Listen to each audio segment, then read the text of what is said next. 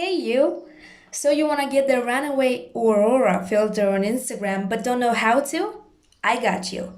The first thing you want to do is pull up the Instagram app. Go ahead and click on your story, then browse to the filters that you've already saved till the first, I don't know, just a random effect.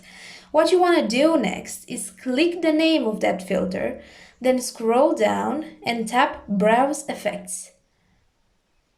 Then tap the little magnifying glass icon and type Runaway Aurora. Good. And then what you want to do is click any of the videos that pop up. Then click the little arrow. Well, I already had it saved, but whatever. Now this is what you want to click. And then you've saved it. Then go back to the camera, find it within the saved filters. And that's it. Put your phone in hands-free mode, which is right here.